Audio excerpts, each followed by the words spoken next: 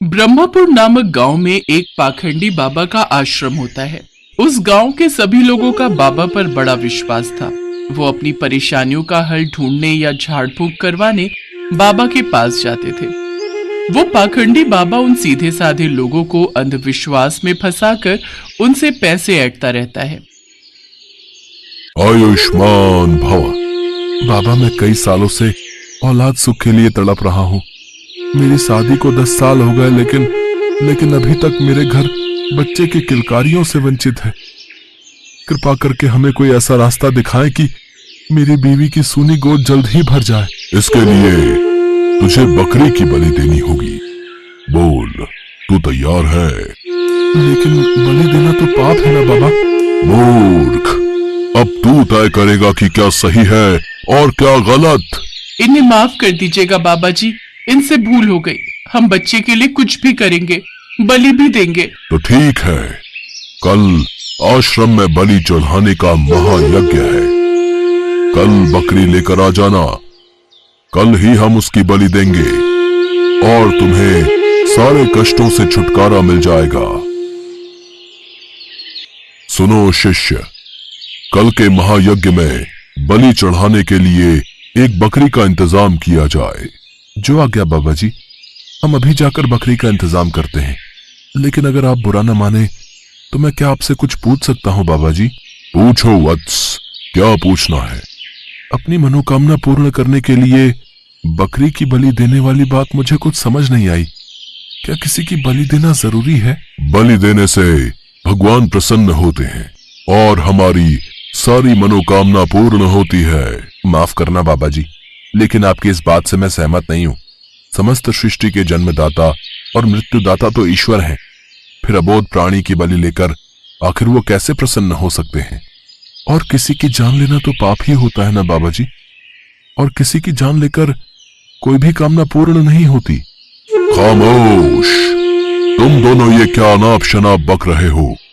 मेरे आश्रम में तुम दोनों को मेरे जैसा महात्मा बनना है या नहीं?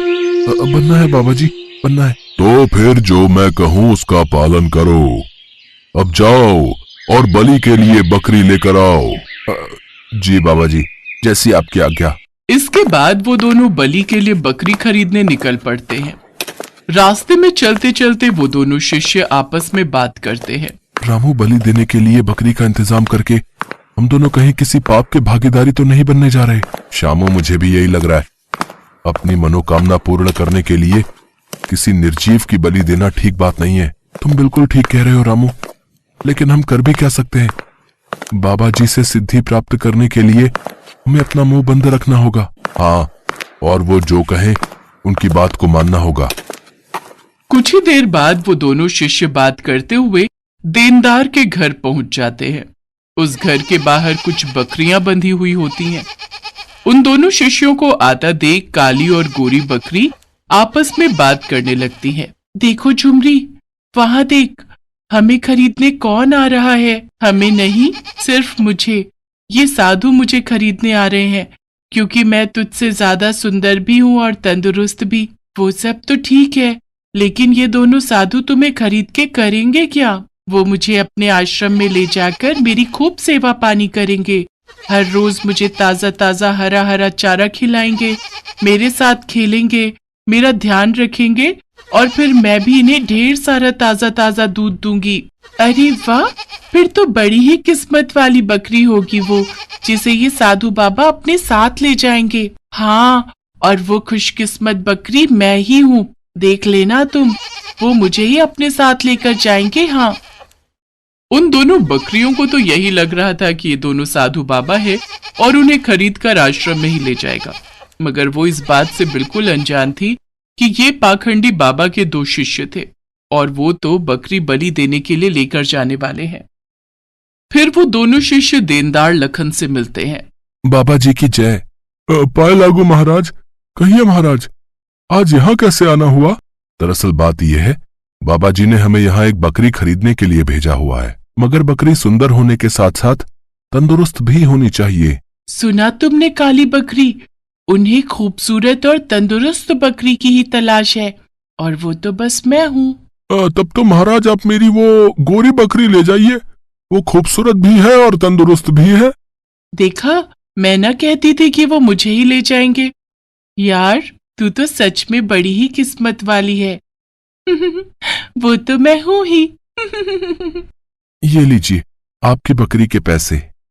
शुक्रिया महाराज। माफ करना महाराज, मैं एक बात बताना तो भूल ही गया। ये बकरी हर रोज 8 किलो दूध देती है। अरे हमें इससे क्या करना, ये बकरी हमें दूध के लिए थोड़ी ना चाहिए, बल्कि इसका इस्तेमाल तो हम बलि चढ़ाने के लिए करेंगे। कल सुबह तक तो ये बकरी भगवान को प्यारी हो जाएगी। ये बात सुनते ही मानो गोरी बकरी के पैरों तले जमीन खिसक जाती है। बकरी की आंखों में आंसू आ जाते हैं। माफ करना बहन, मुझे अपनी तंदुरुस्ती और खूबसूरती पर बहुत ही घमंड था, मगर मैं ये नहीं जानती थी कि मेरी यही खूबी मेरी मौत का कारण बन जाएगी। ये लीजिए महाराज आपकी अमानत, आपकी बकरी। कुछ ही देर में वो दोनों बकरी को लेकर बाबा जी के आश्रम में पहुंच जाते हैं। बाबा जी की जय। बाबा, हम ये बकरी ले आए। अब कल सुबह ही तुम इस बकरी को स्नान करवाकर बलि के लिए हाजिर करना। आज इस बकरी का आखिरी दिन है। ये बात सोचकर ही मुझे रात भर नींद नहीं आई, लेकिन हम कर भी क्या सकते हैं, बाबा जी का हुक्म टाल भी तो नहीं सकते ना। दोनों की बातें बकरी बड़े ध्यान से सुनती है और ये जानकर कि बाबा जी के शिष्य उसकी बलि देने के खिलाफ हैं, उसकी जान में जान आई। चुपचाप मौत को गले लगाने से अच्छा है कि एक बार उससे डटकर मुकाबला किया जाए। बकरी को नहलाने के बाद जैसे ही वो दोनों बकरी को आश्रम की ओर लेकर चलते हैं, तभी रास्ते में बकरी ने उनसे कहा, आप दोनों की बातें सुनकर मुझे ऐसा लगा कि आप दोनों भले इंसान हो, इसलिए मैंने सोचा कि मरने से पहले आप दोनों से एक बात साझा करके ही मरूं। अच्छा, वो क्या बात है? मैं जानती हूँ कि आज मेरी बलि देकर मुझे मार दिया जाएगा, लेकिन फिर भी मैं आज बहुत खुश हूँ। अच्छा, लेकिन वो क्यों? क्योंकि मुझे तुम्हारे उस बाबा जी पर हंसी आ रही है।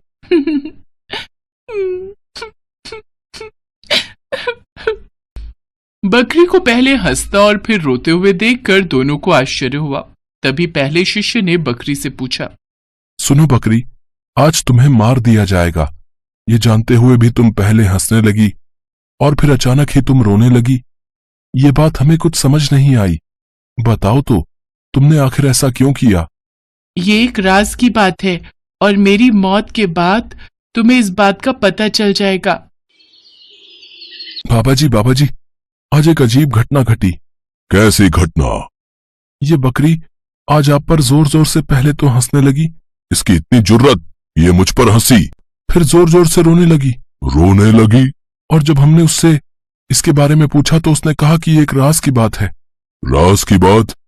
कैसी राज की बात? वो तो इसने नहीं बताया बाबा जी। ए बकरी, जल्दी से बता, वो कौन सी राज की बात है? आपको मेरी बलि देनी है तो शौक से दीजिए। ए बकरी, हंस क्यों रही है? जल्दी बता। सच्चाई सुन पाओगे बाबा। मौत मेरे सामने खड़ी है, लेकिन फिर भी मैं हंस रही हूँ। इसकी सबसे बड़ी वजह है मेरी बलि। जैसे ही तुम मेरी बलि दोगे तो मैं श्राप से मुक्त हो जाऊंगी। कैसा श्राप? और रो किस लिए रही थी? पिछले जन्म में मैंने एक बकरी की बलि चढ़ाई थी। तब भगवान ने मुझसे नाराज होकर मुझे बकरी बनने की सजा दी थी। अब आप मेरी बलि दोगे तो आप श्रापित हो जाओगे। फिर अगले जन्म में मैं इंसान बन जाऊंगी और आप बकरी बन जाओगे। इसी वजह से मैं ये बात सोच सोच कर हंस रही हूँ। बकरी की बात सुनकर बाबा उसकी बातों में आ गया। उसे अपने अगले जन्म की चिंता सताने लगी। फिर बाबा ने कसम खाई कि वो कभी भी बकरी की बलि नहीं चढ़ाएगा। शिष्यों, आज से हमारे आश्रम में किसी भी तरह की बलि नहीं दी जाएगी। आज से ये बकरी हमारी प्रिय बकरी होगी। उसको साफ सुथरी जगह पर रखा जाए। हर रोज इसको ताजा ताजा चारा खिलाया जाए। इसको बाहर घुमाने लेकर जाओ और इसकी खूब सेवा पानी करो। ये अब मैं रोज ताजा ताजा दूध दूंगी। इस तरह उस चतुर बकरी ने मुश्किल समय में किस तरह अपनी अक्ल का इस्तेमाल करके अपनी जान बचाई और समाज को ये आदेश दिया कि मुश्किल घड़ी में हमें घबराना नहीं चाहिए। अपने साहस और चतुराई से हर मुश्किल का सामना डट कर करना चाहिए।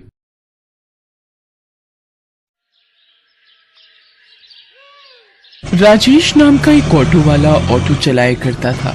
उसकी बीवी शीतल और 7 साल का बेटा राजू था। वो अपने परिवार के साथ हंसी खुशी जिंदगी बसर कर रहे थे। अजी सुनती हो? हाँ, आ रही हूँ अभी। देखो मैं तुम्हारे लिए क्या लेकर आया हूँ। हाँ बोलिए, क्या हुआ? और इस पैकेट में क्या है? खुद ही देख लो, ये लो खोलो। इसमें तो साड़ी है जी। हाँ पता है मुझे। ये साड़ी किसके लिए है?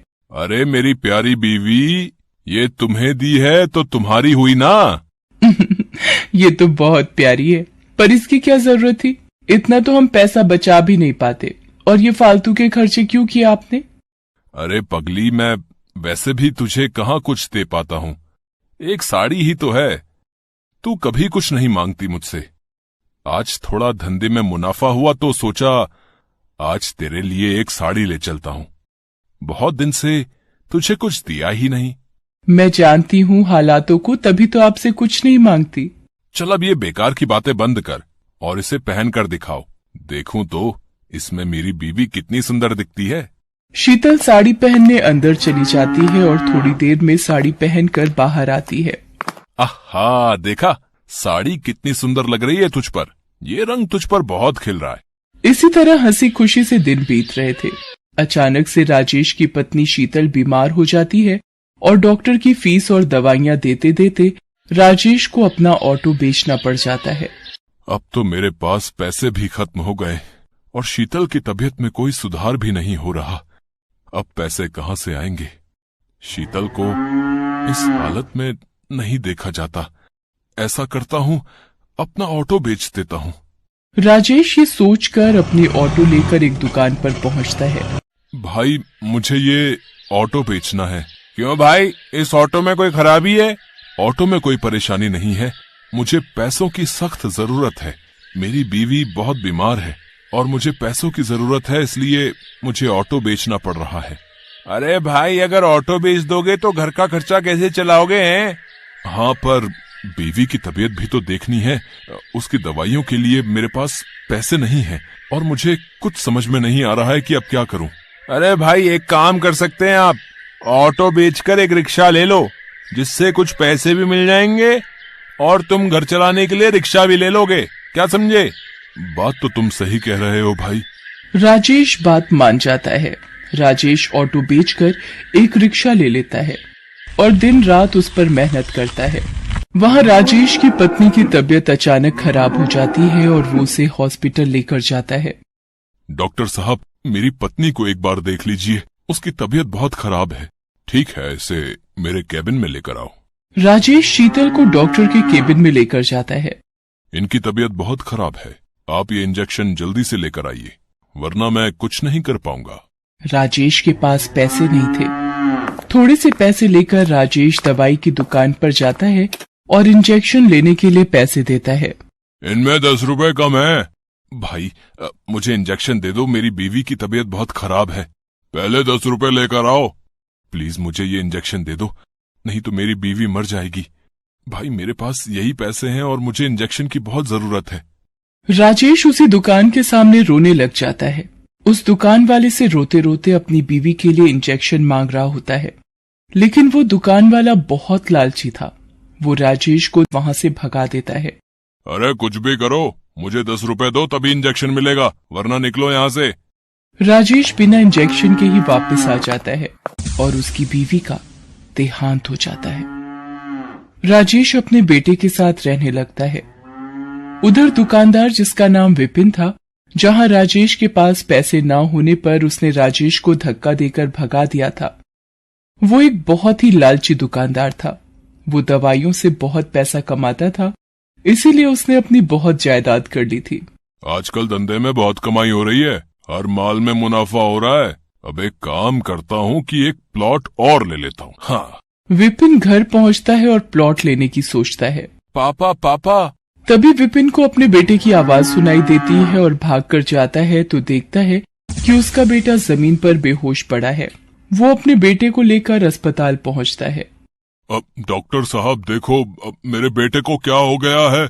ये बेहोश कैसे हो गया? पता नहीं, जब मैं इसके पास गया तो ये बेहोश पड़ा हुआ था। मुझे इसका चेकअप करना होगा। डॉक्टर उसका चेकअप करता है तो वो विपिन को बताता है। अब क्या हुआ डॉक्टर? मेरा बेटा ठीक तो है? नहीं। क्या हुआ डॉक्टर? आप जरा तसल्ली रखें। अब क्या बात है डॉक्टर साहब, ऐसा आप क्यों कह रहे हैं? मुझे बहुत दुख के साथ कहना पड़ रहा है कि आपके बेटे को कैंसर है। विपिन के पैरों तले जमीन खिसक जाती है और अब संभालिए अपने आप को। ये क्या कह रहे हो डॉक्टर साहब? ऐसा कैसे हो गया? ये सच है विपिन जी। अब क्या कर सकते हैं? मेरा बेटा ठीक तो हो जाएगा ना? हाँ, उसके लिए कुछ महंगी दवाइयां जरूरी हैं और कुछ टाइम इलाज करना पड़ेगा और आपको थोड़ा सब्र रखना पड़ेगा। विपिन अपने बेटे का इलाज करवाना शुरू कर देता है।